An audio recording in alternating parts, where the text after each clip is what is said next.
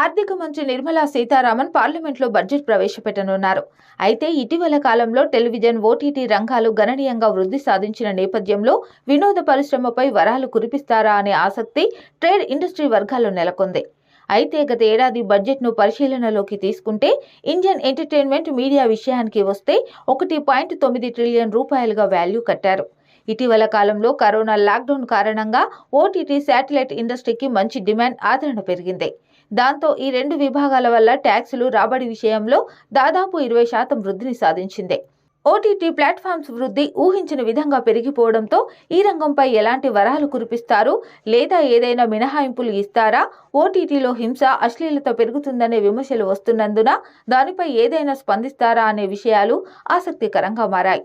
ఇక రేడియో సెక్టార్ను ప్రోత్సహించడానికి, అలాగే శ్రోతల సంఖ్యను పెంచడానికి ప్రోత్సాహకాలు, ట్యాక్స్ విషయంలో ఏదైనా వెసులుబాటు కలిగించే అవకాశం ఉంది.